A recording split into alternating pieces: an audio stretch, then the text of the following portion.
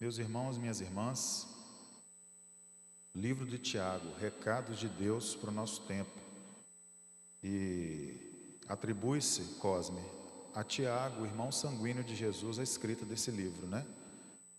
E foi escrito mais ou menos por volta de 50 depois de Cristo. E é considerado por muitos teólogos, historiadores, como o primeiro líder da igreja de Jerusalém, o Tiago. Então, Tiago é considerado o primeiro líder formal, digamos assim, da igreja de Jerusalém, porque os apóstolos, eles ficavam nas missões, né, evangelizando e tudo mais. Então a igreja foi instituindo líderes locais, tendo em vista que os apóstolos tinham muitas demandas, tinham que viajar, tinham que, né, estar disseminando o evangelho, né, mundo afora. Essa carta é dirigida aos judeus cristãos dispersos pela duríssima perseguição do Estado romano. E ela contém ensinamentos, exortações e palavras de ânimo para que eles não desanimassem e nem abandonassem a fé diante de toda a tribulação por quais eles estavam passando naquele período. E essa carta, como palavra de Deus que é, tem muito a nos ensinar também nos dias de hoje. É uma carta que confronta a nossa hipocrisia, nossas vaidades e nos convida a uma religiosidade real perante Deus. Embora seja um livro pequeno, há muitas possibilidades de assunto nele. Foi difícil fazer um resumo desse livro e hoje a gente vai ver apenas 4 dessas possibilidades dentro das várias, embora ele só tenha 5 capítulos. Em cada capítulo, Tiago ele fala brevemente de vários assuntos. E hoje a gente vai ver 4 possibilidades desses assuntos. E o primeiro deles é Tiago capítulo 3, verso 3, 14. Eu pedi para vocês abrirem e eu mesmo não abri, né?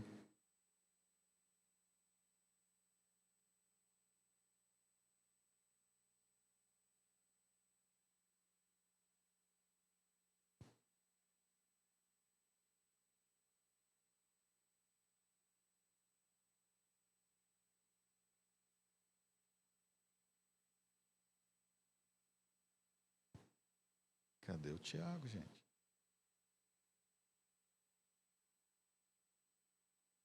Achei.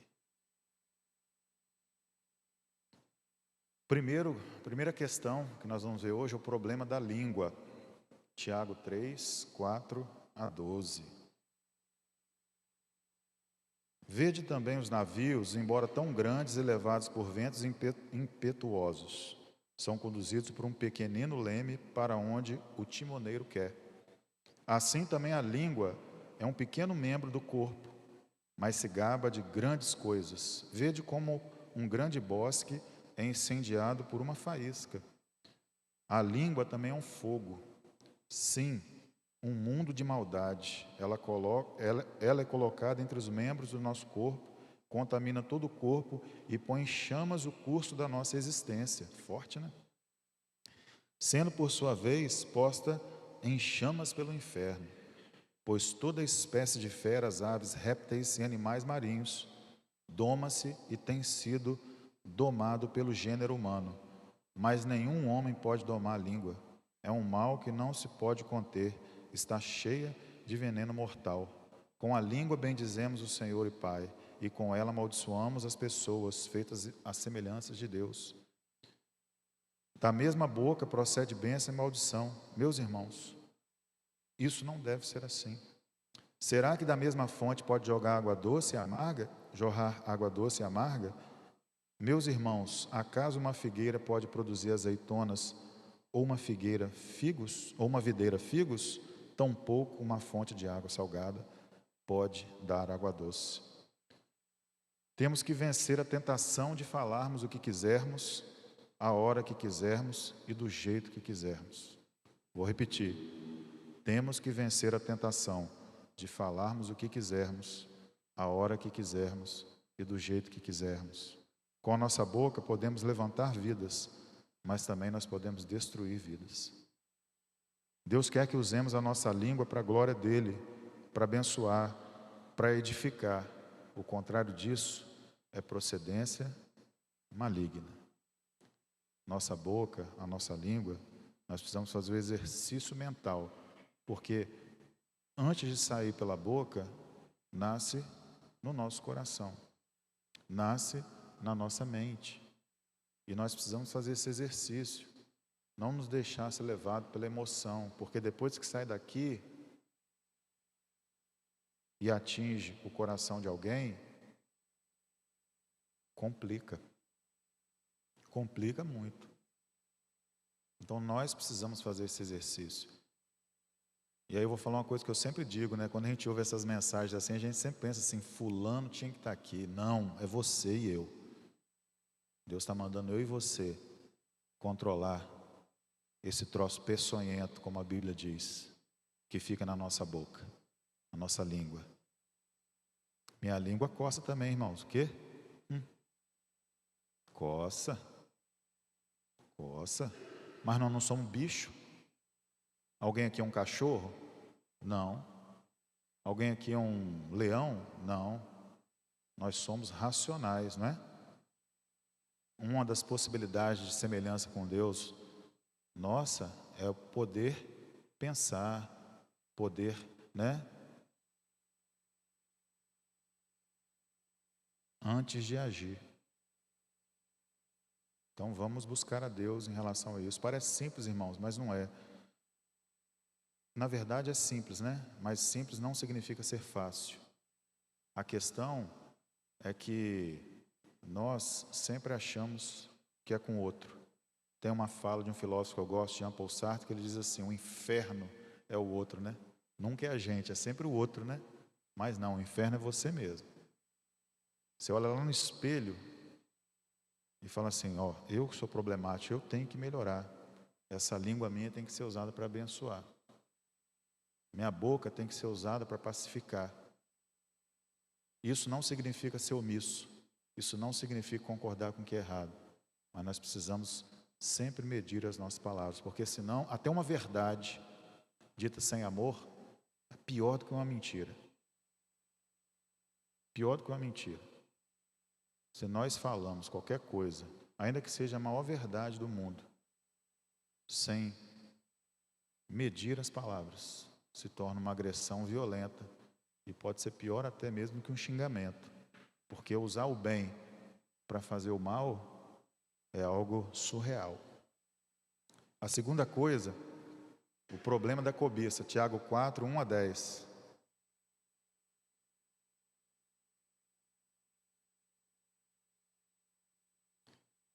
De onde vêm as guerras e discórdias que há entre vocês? Será que não vem dos prazeres que guerreiam nos membros do vosso corpo? Cobiçais e nada conseguis, matais e invejais e não podeis obter, brigais e fazei guerras, nada tendes porque não pedis. Pedis e não recebeis porque pedis de modo errado, só para gastardes em seus prazeres. Infiéis, não sabeis que... O Tiago estava escrevendo isso aqui para os irmãos e irmãs, tá, gente? Era para a igreja dispersa. Então, assim, ele não está falando com gente que não é cristã, não, tá? Então, ele está chamando a igreja né? Não sabeis que a amizade do mundo é inimizade contra Deus? Portanto, quem quiser ser amigo do mundo se coloca na posição de inimigo de Deus. E aqui mundo, gente, não é o mundo, né? Cosmos, não. Não é a matéria, a natureza, não. É o conjunto de valores contrários ao reino de Deus que regem o mundo, ok? Não é para você deixar de ir na praia, para você deixar de, sabe, não é nada disso. Que está falando de princípios anticristãos que regem o mundo. São coisas invisíveis. Ou pensais ser sem motivo que a Escritura diz, o Espírito que Ele fez habitar em nós tem muito ciúme. Todavia, Ele nos dá maior graça. Portanto, Ele diz, Deus se opõe aos arrogantes, porém dá graça aos humildes. Assim, sujeitai-vos a Deus, mas resisti ao diabo, e ele fugirá de vós. Pecadores, limpai as vossas mãos e os vossos corações, que entristecei, lamentai e chorai, que o vosso riso se transforme em lamento e a vossa alegria em tristeza. Humilhai-vos diante do Senhor, e Ele vos exaltará. Meus irmãos e minhas irmãs, eu acho que eu li o texto errado. Você percebeu isso também? Eu acho que eu li o texto errado. Rapaz, eu vi chamando o jovem de sonso. Hoje o feitiço virou contra o feiticeiro. Gente, não tem nada a ver.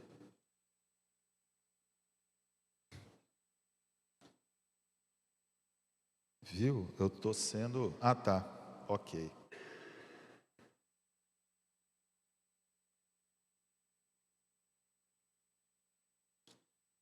Não ri de mim não, que é pecado, hein?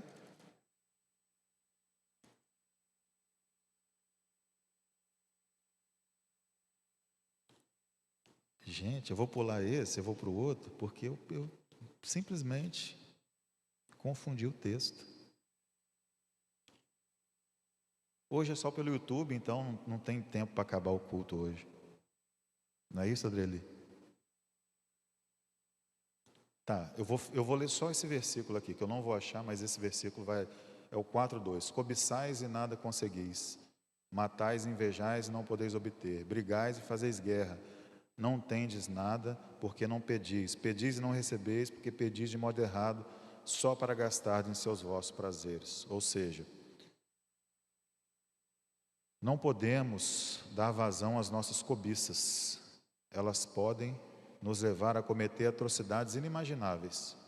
Quando a gente é dominado pela cobiça, quando a gente não tem domínio próprio, quando a gente não sabe conter os nossos rompantes, isso é muito grave. Nós não sabemos dos males que somos capazes de fazer. Nós não podemos nos permitir brincar com as tentações, sabe? Por que a Bíblia tem tantos mandamentos? Parece assim, nossa, Deus é chato. Não é. Deus conhece a nossa natureza. Deus sabe do que nós somos capazes de fazer. Nós não sabemos. Mas Deus sabe o que nós somos capazes de fazer quando nós nos afastamos da presença dEle. A cobiça e a loucura caminham juntas, pois ambas nos levam a nos entregar aos nossos piores desejos, aqueles desejos mais primitivos, sabe? Às vezes a gente vê o ser humano fazer cada coisa, às vezes a gente vê gente crente, que se diz crente, fazer cada coisa que você fala assim, não, não é possível. Mas basta a gente se afastar um pouquinho assim, ó, de Jesus de Nazaré, para ver o que a gente é capaz de fazer, sabe? Isso é muito sério. A terceira coisa, o problema do materialismo. Esse vai o texto certo, Hélio. Agora, prestar atenção, vós ricos, está na Bíblia, tá, gente? Não é nenhuma doutrina marxista, comunista, socialista, não, é Bíblia, tá? Agora, prestai atenção, vós ricos, chorai e lamentai por causa das desgraças que virão sobre vocês. Vossas riquezas estão podres e vossas roupas ruídas de traça. Vosso ouro e vossa prata estão enferrujados, e a ferrugem testemunhará contra vocês, devorará vossa carne como fogo. Tendes juntado tesouros nos últimos dias. O salário que desonestamente deixaste de pagar aos trabalhadores, colheram os vossos campos, clama. Os clamores dos ceifeiros chegaram aos ouvidos do Senhor dos Exércitos. Viveste em delícias sobre a terra, satisfazendo vossos prazeres. Vocês engordam o coração, engordastes o coração no dia da matança. Condenais e matais o justo, e ele não vos oferece resistência alguma. Ser rico honestamente, obviamente, não é pecado, tá, gente? Mas amar a riqueza e fazer dela o seu Deus, sim, é pecado, sim. O próprio Jesus no Evangelho diz que é muito difícil uma pessoa abastada entrar no reino dos céus, pois o amor à riqueza torna-se idolatria. Idolatria. Deus não se agrada das injustiças sociais. Deus não se agrada de uns poucos terem muito e a maioria não ter quase nada. Deus não se agrada das opressões. Isso não vem de Deus, não foi Deus que inventou isso. O materialismo é demoníaco. O apóstolo Paulo nos adverte que, em Timóteo, 1 Timóteo 6,10, que o amor ao dinheiro é a raiz de todos os males. Nós somos chamados para compartilhar e não para acumular. O Evangelho é sobre repartir, não é sobre acumular. O Evangelho é sobre se doar, não é sobre o que Deus pode fazer por mim, mas é sobre o que eu posso hoje fazer por alguém. Ok? Então nós devemos tomar muito cuidado com isso. O materialismo, o amor às coisas materiais. Claro que é bom a gente, né, viver de forma digna. É a vontade de Deus, todo ser humano vive de forma digna. Eu acredito que a vontade de Deus, todo ser humano tem um lugar para morar. Não entra na minha cabeça, sabe, que um grupo de 100 pessoas tenham mais riqueza do que o restante de todo o povo brasileiro junto. Como que isso pode ser de Deus? Aonde que isso é de Deus? Uma pessoa é bilionária e a outra está passando fome. Ah, não, porque ela não fez para merecer. Pelo amor de Deus, gente. Pelo amor de Deus. Então a gente precisa lutar contra as injustiças, sim, como igreja. Não demonizar a riqueza em si, porque o problema não é o ser rico em si. Mas infelizmente, a maioria das pessoas ricas, inclusive nas igrejas, não querem, de fato, viver uma vida de partilha. Estão acumulando, acumulando, acumulando. Mas existem muitos ricos, graças a Deus, que entenderam o ministério que é ser rico e abençoam muitas e muitas vidas. Amém, gente? Eu conheço gente assim. Aqui na igreja tem gente assim, graças a Deus. Que compreendeu que o bem material não é só para nós. Nada do que nós temos. Se nós realmente compreendemos o Evangelho, nada do que nós temos é só nosso. É também do nosso irmão e da nossa irmã. E por último, a necessidade da vida de oração, comunhão e discipulado. Tiago 5, 13 a 20. Tiago 5, de 13 a 20. Alguém entre vós está aflito? Ore. Alguém está contente? Cante louvores. Alguém de vós está doente? Chama os presbíteros da igreja, para que estes orem sobre ele, ungindo com óleo em nome do Senhor. E a oração da fé salvará o doente, e o Senhor o levantará, e se houver cometido pecados, será perdoado. Deixa eu virar a página. Portanto, confessai os vossos pecados uns aos outros, e orai uns pelos outros, para que serdes curados. A súplica de um justo é muito eficaz. Elias, ser humano frágil, como eu e você, ele orou com insistência para que não chovesse, e por 3 anos e 6 meses não choveu sobre a terra. E ele orou outra vez, e o céu deu chuva, e a terra produziu o seu fruto. Meus irmãos, se algum de vocês se desviar da verdade, e alguém o reconduzir a ela, sabei que aquele que fizer um pecador retornar do erro do seu caminho, salvará da morte uma vida, e cobrirá uma multidão de pecados. Sem vida de oração, não existe vida cristã. Sabe por quê? Porque a vida cristã, ela não se dá na nossa força, na nossa inteligência, no quanto nós estudamos, no quanto de livro nós lemos, quantos cursos de teologia foi feito, que tipo de cargo na igreja você ocupa. Não tem nada a ver com isso, Ramon. Tem a ver com intimidade com Jesus de Nazaré.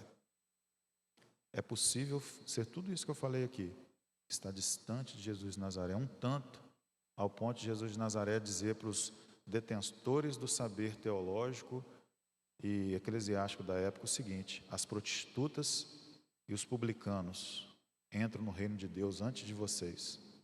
Olha só, imagina, Jesus falando hoje para o pastor Jorge, que hoje eu, o pastor Celso, né? Os pastores, as pastoras, os líderes, né?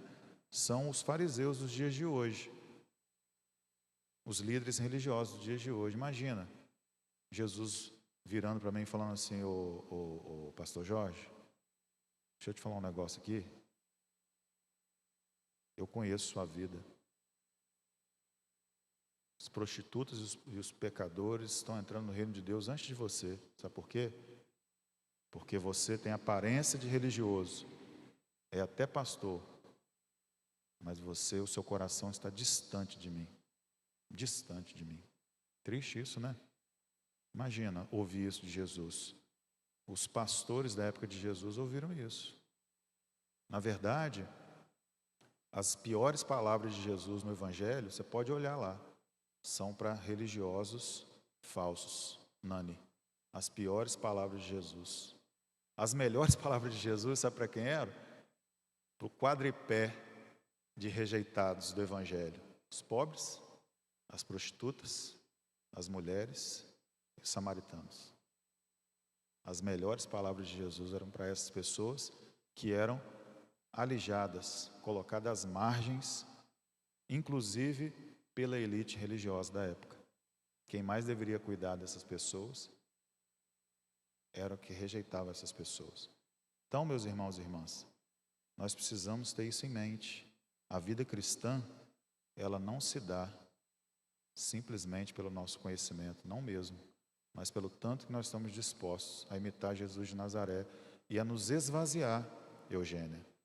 Nós precisamos uns dos outros para nos tornarmos aquilo que Deus quer que nós sejamos.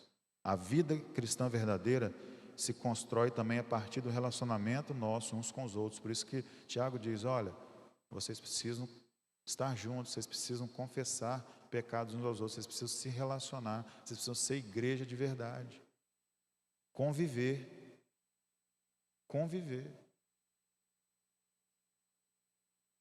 Nós precisamos. Estamos aí, graças a Deus, não digo no fim da pandemia, mas com a pandemia controlada, porque morrer 300 pessoas por dia, para mim, ainda é muito chocante, para mim ainda me dói muito, porque se não dói, a gente precisa refletir, né? Porque está doendo em centenas de milhares de pessoas, tudo isso que está acontecendo, e talvez alguém aqui tenha perdido alguém querido nessa pandemia, mas nós já estamos, graças a Deus, com a pandemia mais controlada, e quanta gente, quantos jovens, quanta gente que pode estar aqui, eu não estou falando aqui das pessoas de idade, tá, irmãos e irmãs? Essas pessoas a gente sabe que tem dificuldades, mas quanta gente ainda sequer, domingão, vê um culto. Sinceramente, eu fico assim, perplexo, porque aquilo que é importante, ninguém deixa de fazer. Ninguém. Aquilo que é importante para si, ninguém deixa de fazer. Ninguém deixa. Então, assim, papo reto. Você está errado, meu irmão e minha irmã. Você está errado. Você está errada. Se você não tem comungado, por nenhum motivo que não seja doença, né, que não seja impossibilidade, tem gente que trabalha. Não é para essas pessoas, Cosme, essa palavra. Essa palavra é para você, meu irmão e minha irmã, que perdeu o amor, a convivência, a comunhão. Isso é grave. É um sintoma grave de que provavelmente você está se afastando de Jesus de Nazaré. Porque quem não ama o próximo a quem vê, não pode amar o Deus que não vê. É a palavra que diz isso. Quem não quer conviver, não tem como ser igreja e também não tem como caminhar com Jesus de Nazaré. Sabe? E aqui eu não estou falando de você ficar enfornado dentro de igreja, nada disso. Você está entendendo o que eu estou falando? É o prazer da comunhão, Murilo. Querer estar na comunhão com os irmãos e as irmãs. Não podemos desistir das pessoas, né? Nem sabia que o Gilvan estaria aqui hoje. Não podemos desistir das pessoas, não podemos abrir mão das pessoas, no que depender de nós, que ninguém se perca ou fique para trás na caminhada, porque Deus quer que todas as pessoas se salvem. Deus quer que todas as pessoas se salvem. Em Tiago 2,26, caminhando para o final, diz assim: a fé sem obras é morta. É morta. Quem não tem um coração solidário à dor do outro, não entendeu nada sobre o Evangelho de Jesus. E domingo de manhã eu vou falar sobre isso, Cosme. Quem não compreendeu que não existe vida cristã sem nós nos doarmos para o outro, não compreendeu nada do Evangelho. Porque a fé sem obras é morta. As obras não salvam, mas as obras, elas testificam de quem realmente teve encontro com Jesus de Nazaré. E, sim, eu vou até falar sobre isso, né? Em parte salva também. E quando você faz o bem para alguém, você pode estar salvando alguém da fome, você pode estar salvando alguém, sabe, de se matar. Então salva também as obras, viu, Regiane? Salva também as obras. não espiritualmente falando, não relacionado à salvação, mas humanamente falando, sabe? Faz a pessoa se sentir gente novamente. E a Bíblia diz que essa pessoa vai glorificar a Deus que está no céu, quando ela vê as práticas de boas obras da igreja de Jesus. Porque aí ela vai compreender que de fato Deus não abandonou ela, que de fato Deus não deixou ela sozinha, porque a igreja é o corpo de Cristo. A igreja é o corpo de Cristo. Se nós somos o corpo de Cristo, nós temos que imitar esse Cristo. Por isso que às vezes eu falo, alguns irmãos se escandalizam, a gente fala tanto, né? Ah, eu amo pecador, amo pecador. Cadê os pecadores aqui? Cadê? Ah, eu amo os LGBT. Nossa, a gente não gosta do pecado. Conversa fiada. Cadê eles aqui? Cadê? Quero ver se entrar uma tropa de travesti aqui dentro, falando que ama Jesus, se você vai dizer isso. Então, meus irmãos, a vida cristã não são palavras. Não são. A vida cristã é feita de atitude, acompanhar o outro até o fim.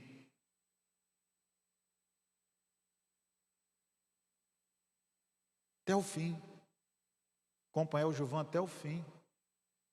Acompanhar quem quer que seja até o fim. Ah, pastor, mas ele não quer se converter. Deus não mandou você ajudar os outros se vai se converter ou não. Quem converte é o Espírito Santo. Deus mandou você imitar Jesus. Ponto.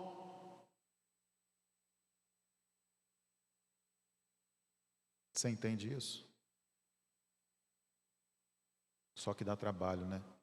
Às vezes é mais fácil viver a nossa vidinha medíocre mesmo, fingindo que somos piedosos porque participamos de cultos. Não que isso não seja importante, porque temos um nome no hall de membros de uma igreja, também não que isso não seja importante, mas isso por si só não significa nada. É só a gente olhar Jesus falando com os religiosos da época dele. Jesus não estava nem aí para o cargo que a pessoa tinha. Mas quando a pessoa se quebrantava de verdade, podia ser quem fosse, religioso ou não, militar romano ou não, podia ser quem fosse, se quebrantou diante de Jesus, Nani, ele atendia. Ponto, é isso. E aí eu recebi um meme não, né? Uma pessoa me mandou, na verdade eu vi no Twitter, né? Eu copiei, achei interessante. Se Jesus seguisse as nossas doutrinas e as nossas regras, ele já teria desistido de nós. Essa é a verdade. Ainda bem, que Jesus não segue as mesmas regras e doutrinas que nós seguimos. Porque se ele seguisse, eu, por exemplo, nem pastor seria.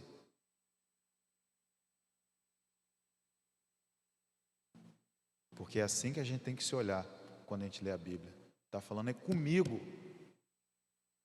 Não é com o outro, não é com ele, não é com ela, é comigo. Jesus quer transformar a minha vida todos os dias, a sua vida. E a carta de Tiago, finalizando, é extremamente atual para os nossos dias. Precisamos buscar alegrar-nos nas provações. Nós não devemos fazer acepção de pessoas. Nossa fé precisa vir acompanhada de obras de justiça. Devemos fugir de toda cobiça. O dinheiro não pode ser o nosso Deus e precisamos buscar um relacionamento verdadeiro com Deus e uns com os outros. Esse é o desejo de Deus para nós, que sejamos uma igreja viva, alegre, santa e cheia de bons frutos. Amém, gente? Você entendeu a mensagem hoje, sim ou não? Deus te abençoe, em nome de Jesus. E nós estamos juntos na caminhada, tá, irmãos? Eu vou entrar de férias, mas meu zap continua funcionando. E os irmãos que estão mais próximos da gente sabem que não é mera, quando eu e o pastor Celso dizemos que estamos com os irmãos, não é mera palavra, né? Estamos juntos mesmo. Estamos juntos, a hora que for, do jeito que for, o problema que for. Nem sempre poderemos ajudar como os irmãos gostariam, mas ao menos os nossos ouvidos atentos os irmãos terão. E se nós tivermos condição de fazer mais, certamente também faremos. Porque nós estamos juntos no mesmo barco. Amém? Ninguém solta a mão de ninguém, Ranon. Amém? Vamos orar? E depois a Adreli vai dar uma palavra também sobre a questão, né, da nossa escola de música. E ao final eu vou orar por todos vocês. Pai querido, Pai amado, obrigado porque a Tua palavra é viva, eficaz. Um texto escrito, Pai, há quase 2000 anos, mas tão vivo e tão real, Pai, para o dia de hoje, para nossas vidas, porque o Teu Espírito vivifica, Pai, a Tua palavra. A Tua palavra diz que a letra mata, o literarismo mata, mas o Teu Espírito, quando estamos conectados com o Senhor, faz essa palavra gerar vida dentro de nós, aleluia. Muito obrigado por isso, Senhor Deus. Nos ajude, Pai, a viver as verdades que a Tua palavra quer que nós vivamos. Obrigado, Pai, porque por meio do livro que estudamos hoje, o Senhor, Pai, nos confronta para o bem, porque o Senhor quer o nosso bem. O Senhor, Pai, quer que nós sejamos cada dia mais parecidos e parecidas com Jesus. O Senhor, Pai, quer que nós, de fato, vivamos uma vida piedosa, uma vida verdadeira na Tua presença, uma vida, Pai, sem vergonha de confessar os nossos pecados ao Senhor, uma vida, Senhor Deus, de acolhimento, de olhar o outro realmente como o Senhor olha, de ser, ó Deus, Jesus na vida de alguém. Ó Deus, queremos que essa igreja, Pai, seja casa do Senhor de verdade, cada dia mais. Queremos que essa igreja, Pai, seja um espaço onde os pecadores, Pai, tenham o desejo de vir aqui e entregar suas vidas para Jesus, e não, Pai, que eles se sintam tão errados, que aqui não é lugar para eles. Não, Pai, não, Senhor. Queremos ser uma igreja, Pai, onde verdadeiramente, Pai, pecadores se arrependam e sejam acolhidos para a glória e honra do Senhor, meu Pai. Ó Deus, continua conosco hoje sempre. Abençoe o nosso pastor, ali onde ele está, conduz o Teu servo e toda a sua família, Pai.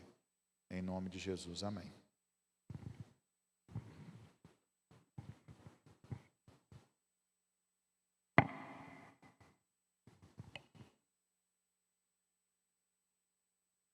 Tom, irmãos, quero dizer que hoje é um dia de muita alegria, né? A gente poder concluir essa parte desse projeto, dessa capacitação que foi proposta, né? Toque teclado, violão ou bateria em 10 aulas. E é a primeira fase, né? Desses novos instrumentistas. Agora, eles vão para uma nova fase e... falar com o pastor, né, que ele falou assim, 10 aulas, tocaram, né? Então, cumpri. Quero dizer para você que invista na vida de alguém. Invista. Se você pode doar do seu tempo, dizimar do seu tempo, porque isso também é dízimo, invista na vida de alguém, né? Capacite pessoas. Nós temos vários ministérios na igreja, a seara é grande, né? E temos muito trabalho, né? Todos os domingos a gente vê a movimentação para que tudo aconteça, para que o culto a gente possa servir a Deus da melhor forma possível, servir junto com os irmãos, mas em cada casa há um ministro, certo? Porque ser ministro é servir, e você faz parte desse processo. Então tem lugar para todo mundo, tem lugar no som, tem lugar na projeção, tem lugar na transmissão, um novo ministério. Então, se você tem o seu dom, o seu talento, e você está aí, procura algum irmão, vê onde você pode ser útil, porque nós precisamos, irmãos. Às vezes é uma movimentação, né, para que tudo ocorra, e às vezes os irmãos veem tudo acontecendo, mas existe um esforço muito grande, né, Marquinhos? Marquinhos está ali. Existe, e essa foi a intenção desses novos instrumentistas. Porque os nossos instrumentistas atuais estão envelhecendo, né? E a gente precisa pensar no futuro, né? Está envelhecendo não, né? E essa foi a proposta. Então, faça parte do processo. Deixa Deus te usar, seja qual for a área, na música, no som, no multimídia. Precisamos de trabalhadores. Amém? Eu senti um amém muito fraco. Amém? Amém, você é um ministro, você faz parte desse processo. Vamos botar a mão, né? Vamos juntos trabalhar o Senhor. Quero dizer para os alunos que eu estou muito feliz pela vida de vocês. Tem aqui a Rebeca, que nunca tinha encostado no teclado. Hanon e Maísa tinham uma vivência com o piano, né? Tem a Ana Clara, que nunca tinha, né, Ana? Nunca tinha encostado a bateria. Viram que hoje ela...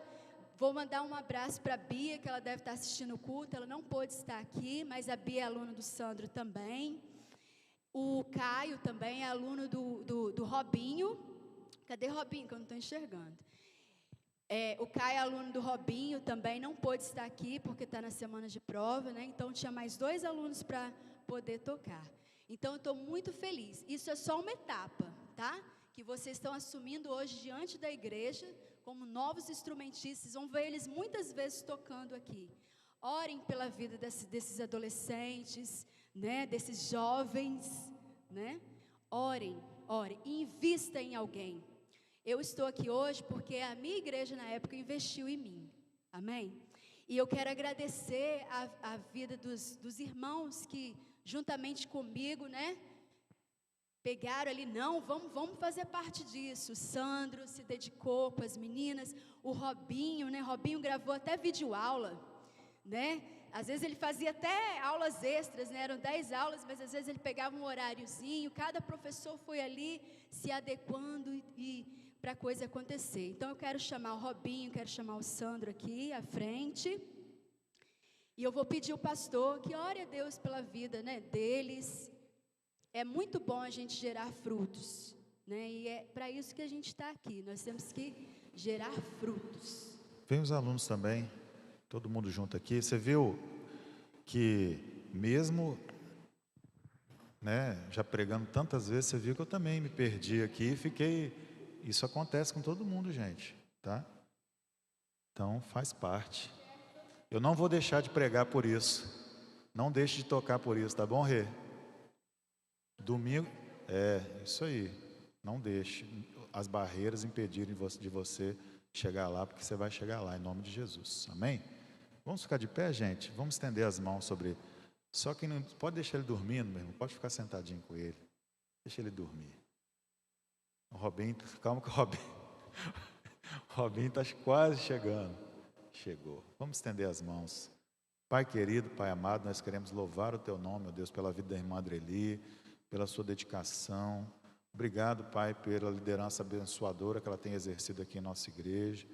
Obrigado, Pai, por esse projeto, Pai, de contribuir para que outras pessoas também possam entrar na área da música, possam, ó Deus, começar a aprender o instrumento, possam desenvolver e também, Pai, servir ao Senhor dessa forma também, aqui na igreja ou em qualquer lugar onde eles estejam, meu Pai.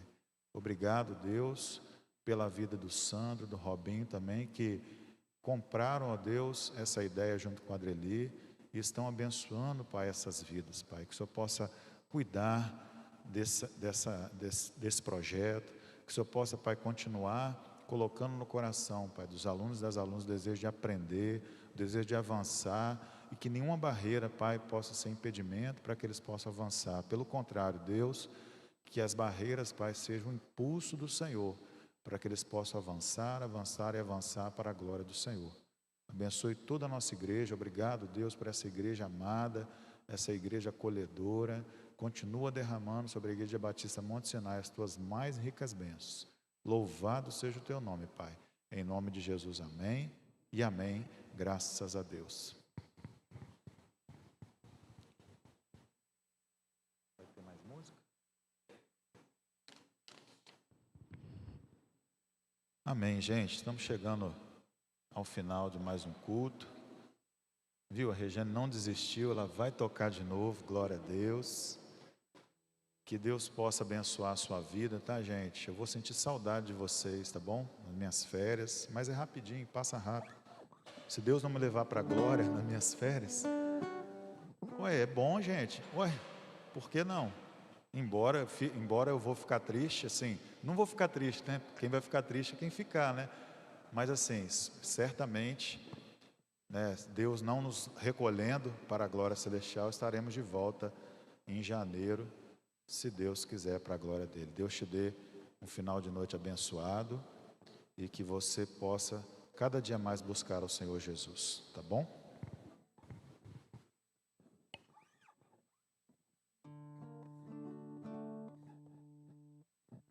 na bateria, por favor.